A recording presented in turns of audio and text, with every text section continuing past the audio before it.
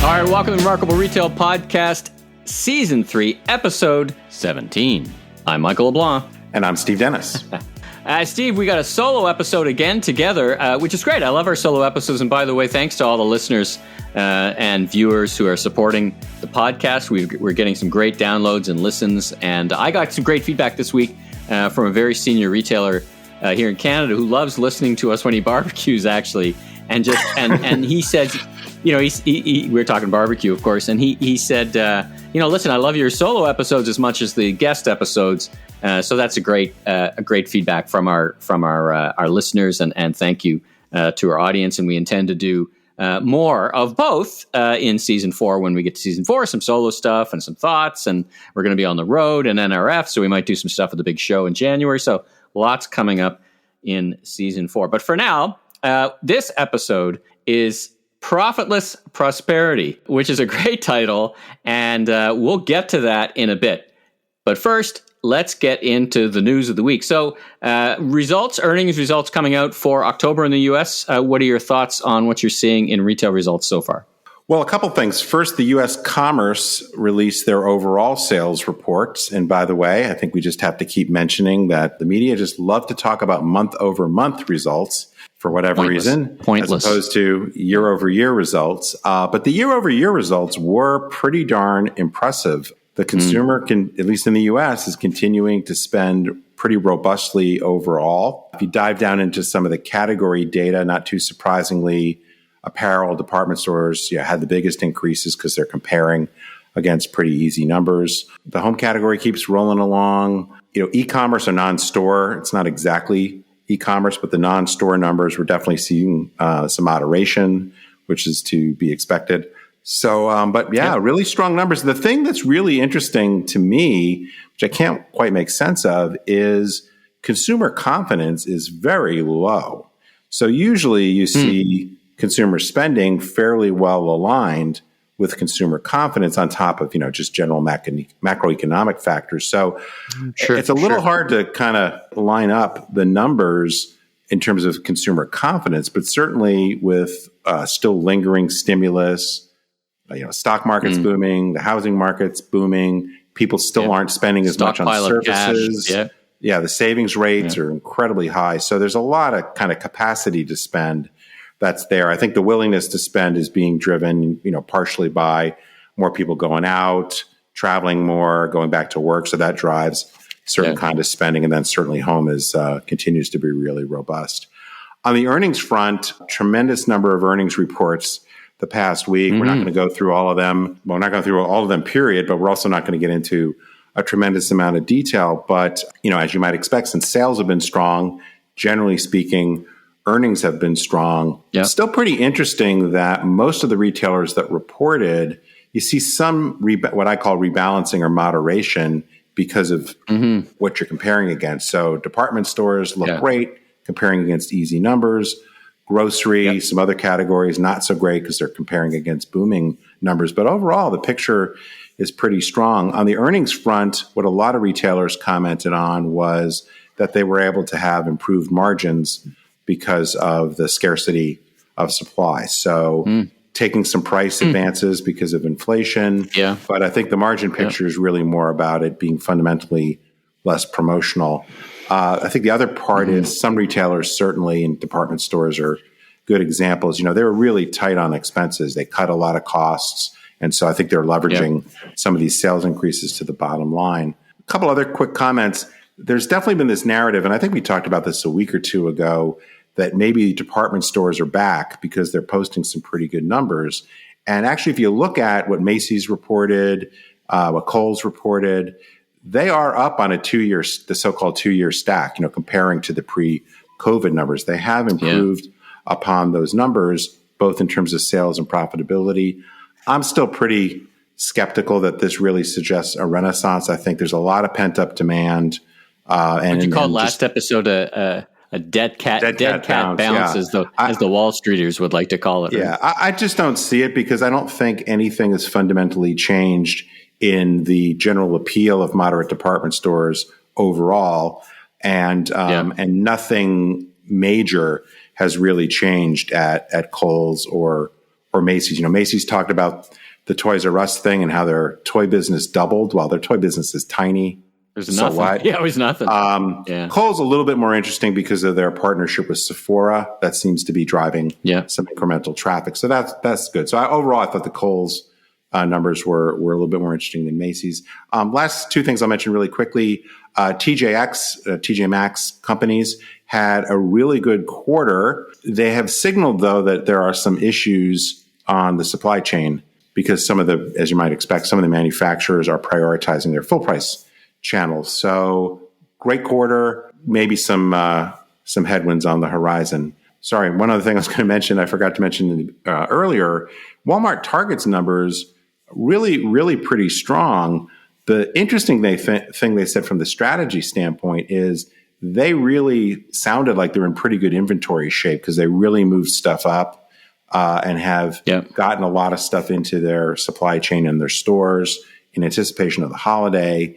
And both of them pretty much said they are not going to take price increases because of inflation, that they are going to preserve market share. And that actually had some ripple effects in the stock market. But I think, it's to me, it's a smart thing to do when you're a strong retailer like that. You're known for strong value. Yeah. You can afford to take it on the chin for a quarter or two. So I don't think we'll see inflation. And what the ripple effects of that will be competitively will be interesting to see. All right. So the third thing, and you and I both commented on this, you beat me to the punch on email, but Casper gets taken private by, I think, a private equity shop. And it's funny because, not funny, haha, funny, peculiar, because you and I were already planning this episode in advance of that. So I think we actually switched timing just because this is exactly what we were talking about. So what were your observations about the news coming out of Casper?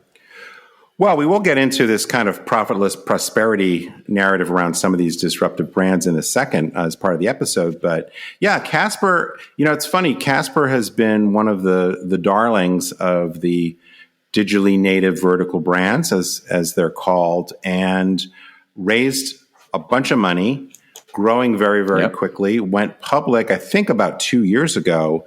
And at one point was valued, was one of these unicorns, valued well over $1 billion. And I used to work in the mattress business, so I have some sense of the economics there. And every time I looked at their numbers, I was like, cool story, but economics looked really shaky. Tremendous amount of money on marketing, very low gross margins, and very liberal returns. Very liberal returns, and a ton of competition as well. I talk about their Dreamery concept, their physical store concept in my book. I think that's really cool.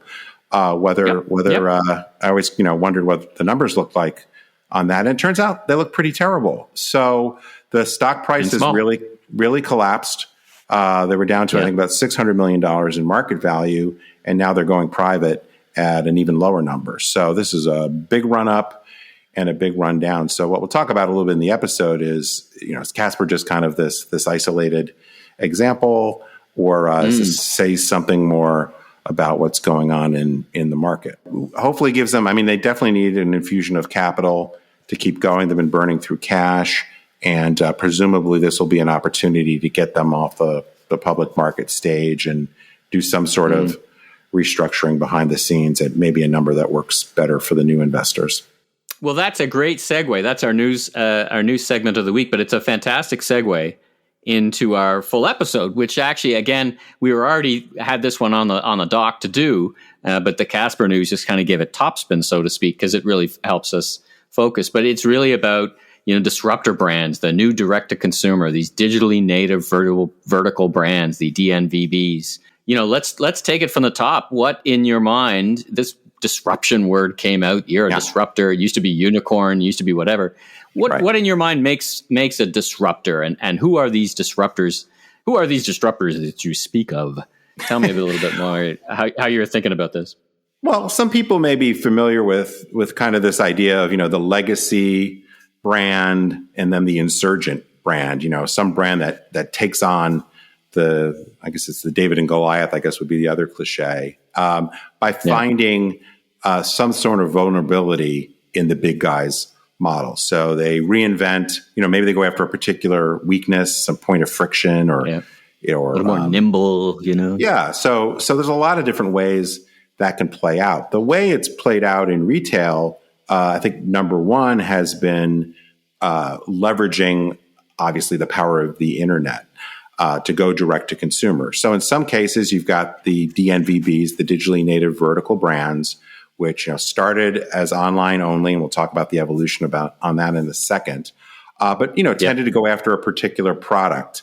So Quip in toothbrushes, Warby Parker in eyeglasses, Untuckit in menswear, and so forth. So they take a particular category, they go after some sort of product innovation. But the original premise was by going direct to the consumer, they can cut out a lot of the asset-intensive aspects of retail, physical stores, all this inventory, and have that direct relationship with the consumer, not be reliant on a middleman. There's other direct-to-consumer models. And they tend to be very vertical, right? I mean, if you think of Untuckit, for example, yes, they basically have one value proposition. We sell shirts that look good untucked. I have a few. Right. Very, living up to their name. We sell this. We don't go this way, right? Yeah, category or product focus, and in the technicality of the DNVBs, they're vertically integrated. In other words, they're their own brand, and they design and control the manufacturing. Now, you have other players that you could say are disruptors in the retail space. Amazon, obviously. Right. But Amazon, is not a digitally native vertical brand. They don't own and manufacture. They're a multi-brand retailer, as is Wayfair. There are others, right? Yep. So, and then, there are other kind of disruptive consumer brands, I guess, from Uber, Airbnb, but more, I guess, in the center of retail would be, for example, the resale players, Poshmark, ThredUp, those guys that are in the sharing economy, bringing supply and demand together, Rent-the-Runway. So there's a slew of them, and these brands have attracted a tremendous amount of venture capital, and so they are disrupting the kind of normal or traditional structure of the retail industry by going to market in a different way and perhaps poking at a vulnerability or two of the legacy players. They also, and this came out, I remember I was sitting with a bunch of traditional mattress retailers, and they were a little frustrated by they kind of had a sense for how big the business was, and they were frustrated that mattress, in this case, but other brands, were sucking up all the oxygen of attention, if not sales. Right. Like how much, they were like, they're a bit of the mosquito in the tent, for sure. It's not fun when you're camping and have that mosquito in the tent. But they're like, it's really, we can't get a word in edgewise because all everybody wants to talk about is, these brands. So that was, I felt that was problematic for a whole bunch of reasons, from an attention perspective and a media perspective. I think there are a bunch of things there. I have a client that refers to some of these brands as mosquito brands. They're small and annoying and you want to swat them away. Yeah. But I do think,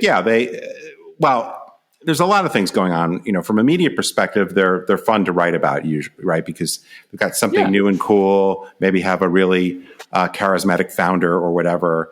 The venture capitalists are trying to hype it. Yeah. So there's a lot of energy behind promoting the story and trying to get that next round of financing and get that consumer attention. But I think the thing that is disruptive to the whole cycle has been that many of these brands, of course, not only, and Casper's a good example, or Warby Parker, they have a strong value equation. We are 10, 15, 20% less expensive than the competition. And they're also putting a tremendous amount of marketing out into the industry to try to create their brands, but drive that business, very aggressive with discounting. So the combination of the lower prices and all this marketing puts a tremendous amount of pressure on the existing players. And I've talked to clients I've worked with and others about, what do we do when we have this company coming in that is sucking up a lot of the attention, that's putting a lot of marketing out there, that's pricing at uneconomic prices and starting to steal share from us? Do we try to swat them away like that mosquito, or do we say, these guys aren't for real, and we'll stick it out? But if you're in the home furnishings business and you watch Wayfair go from nothing to whatever they are now, 10, 15, $20 billion, They're a big player. Some of these other players, as we'll probably talk about a little bit, they're definitely punching above their weight. They're not necessarily huge businesses, at least yet. Yeah, it's interesting because on the ground, some of these businesses, because they all inevitably, interestingly, turn their minds to physical retail.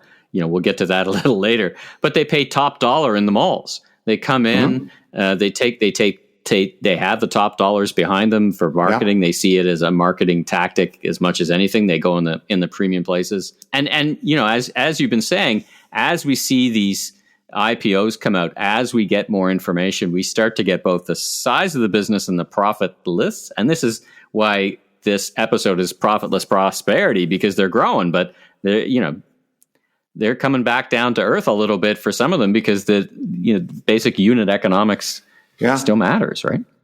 Well, we'll see. There has been a lot of speculation, and I'm guilty of a lot of it, that many of these brands that were private were spending crazy amounts of money on marketing and building out all their infrastructure. In many cases, might not be pricing at a sustainable rate to grow market share. And so they're like this rocket ship in terms of sales. But what else is going on in the market? So as we start to see, and we've got, I think, 12 or 15, something like that, of these pretty significant DNVBs that are now public.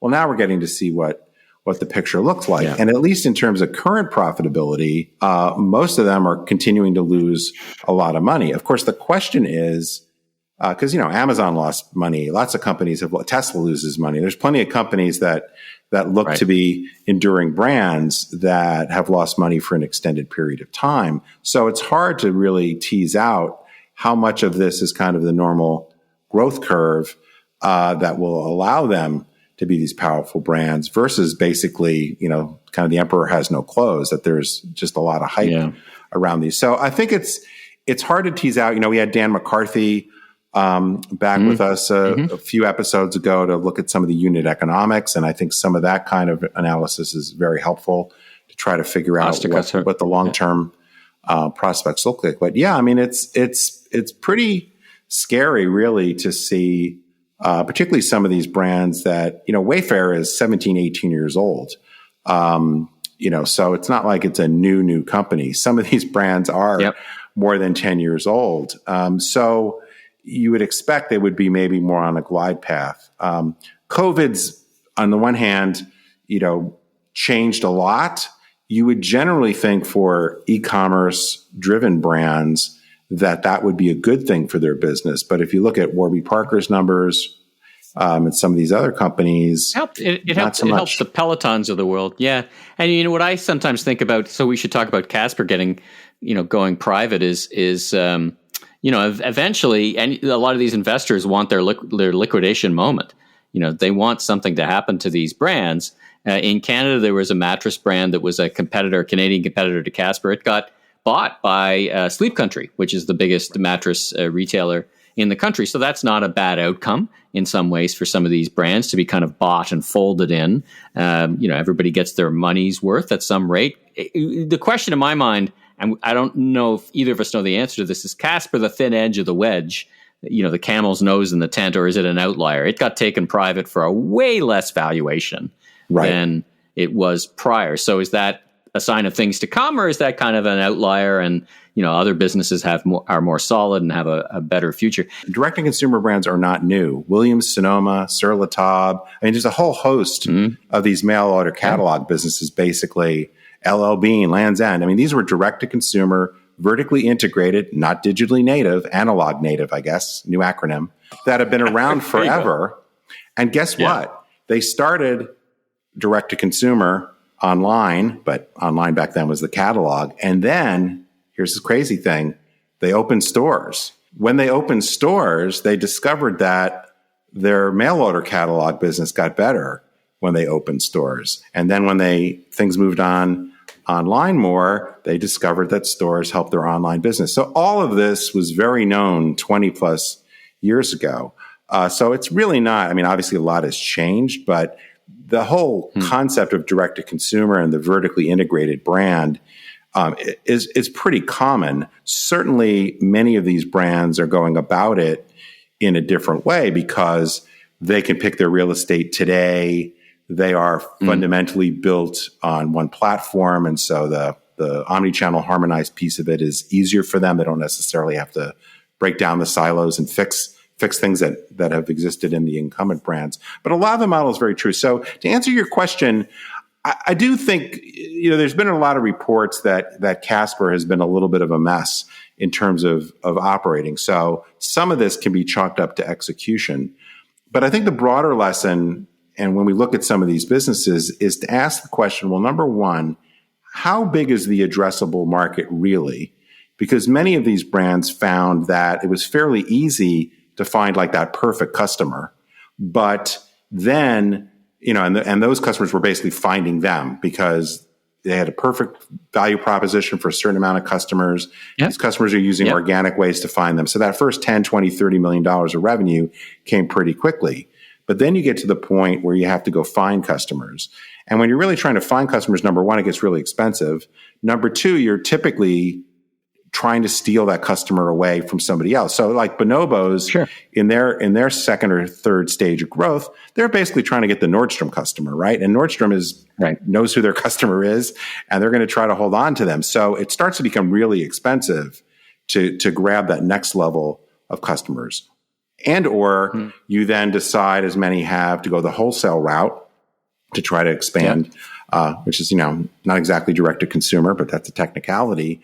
Or, as we've seen, a lot of them are opening stores. And I think the hard thing to tell right now, except maybe you could argue for Warby Parker, is most of these brands are fairly early in their store opening cycle.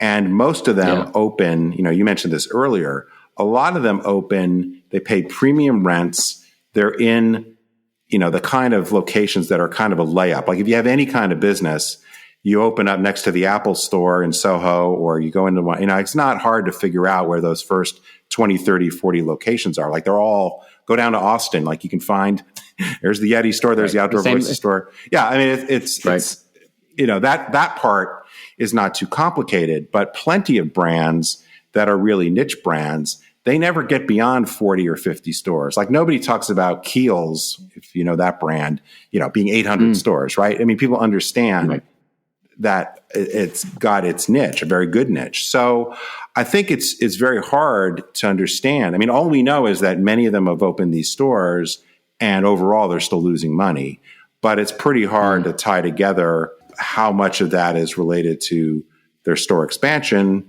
how much of that is related to just fundamentally pricing issues or overspending on marketing. Or the business model itself. What I thought is interesting, and to be fair, we often kid about the whole Mark Andreessen, who needs stores, stores are gone. One thing I think that has evolved over the past 10 years that I reflect on often is 10 years ago, 15 years ago, I, as one of these brands, could really take advantage of the platforms, whether it was Facebook or Google. And if you developed some expertise, you had direct marketers, you had direct response marketers, you really, in those early days, you could really have leverage and use those to drive your business quite successfully with a ROAS is a very common measure, return on ad spend. Yes. Now, it's hard to find advantage for anybody of any size. And so it feels like in a world 10 years ago, I don't need a store, but now I need stores because I can't gain advantage on Facebook. So I'm going to try and gain advantage by opening a store in a high mile street or in a very prominent shopping mall. The luggage company Away just opened up in Yorkdale here in Toronto. It's a beautiful store. It's really well done. I just think that they listen. We'll do all the social media stuff that you'd expect us to, but it's hard to gain attention or leverage in the way we did even 10 years ago. Do you ever think about that as one of those kind of things that's changed in the overall macro environment that is pushing towards physicality? Well, I think for certain types of brands, the physical store was inevitable. I think what Mark Andreessen got wrong, and the first the investment premise behind a lot of these retailers was there was an underappreciation for the value that stores add. So in the case of some of these brands, they got to a certain point, but then they did, and I happen to have access to a couple, or I've seen, I can't say who it is, but I've seen information from a couple of these brands, and pretty much they said, well, here are these interested consumers, but they want to go try it on, or they want to go understand why does this sweater $150 or whatever. So, there was a point where in order to penetrate that, they get to make the total addressable market bigger, they had to have physical stores. That was the thing that was missing. And I think if you really understood the difference between online shopping, which is basically running errands, versus something that's seeking a solution, you just knew that what Mark Andreessen said had to be nonsense. So I think there was just an underappreciation or like this technology blindness to the value that physical stores could add. But the thing that you bring up, I think is very important as well, because it was much easier 10 years ago to build a brand online.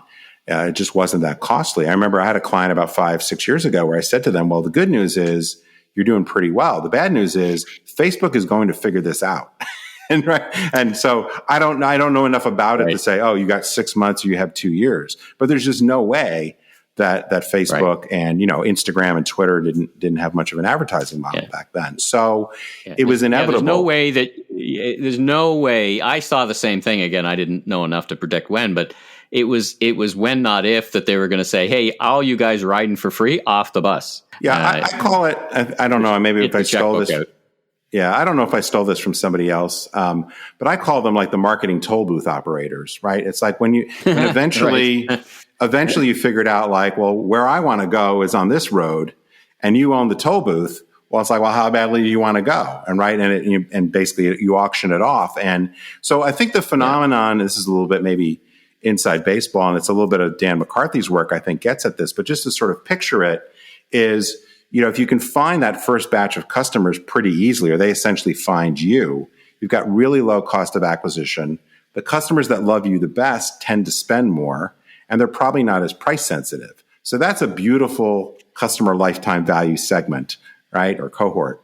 Then as you start to try to build the base more, you start to have to pay to find them and target them. And now you're competing with whoever is also competing with them. So your marketing costs start to go up.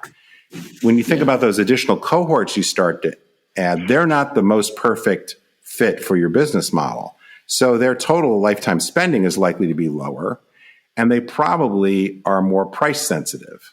So the worst case scenario you have is your cost of acquisition keeps going up, and the marginal value of the customers you're bringing in is going down.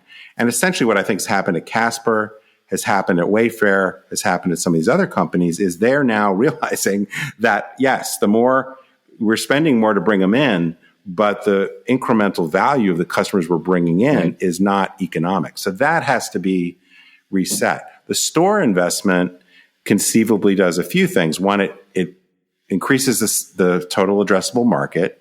It may bring down your acquisition cost. You're paying, rent is sort of the new customer acquisition cost, and it's become a cliche, but that's true. And in some categories, probably not away, but certainly in a lot of apparel categories, as we know, the return rates are really high online. So another big driver of opening stores is to try to get the return rates down. I've talked and written about kind of how this had to evolve. So I don't think any of this is tremendously unexpected. In fact, the other day I posted on LinkedIn, you may have seen it, that I think COVID kind of pushed this reckoning down the road by about 18 months because so much shifted online and the cost of acquisition came down. But now as it's starting to go back, cost of digital marketing is sky high again. It's a different environment going forward. Yeah. So I think it's going to take us a little while to really sort out. I don't think Casper is necessarily the canary in the coal mine, but I think it speaks to some issues. And the more quarters we get from some of these brands that haven't been public too long, the more that file for IPOs, we'll just get a closer look, and it'll become a lot more clear what to look for. But we're in this kind of little bubble where the recent results are decent because of the move to e-commerce. And I think there's a lot of investors that just kind of have faith that will all work itself out. The last thing I was going to say, though, I would encourage people, if they care about this, to take a look at some of the established brands and what their numbers look like. Because I've been saying, I just can't get my head around these $5, $6, $7 billion valuations for some of these brands, given the size of the business and the trajectory of their losses. You can go out and look at a great former client, direct-to-consumer brand called Duluth Trading Company. Duluth Trading Company has been around for a while. They have, I think, 65 or 70 stores, vertically integrated brand. And, I think their operating EBITDA margins are something like 12, 13%.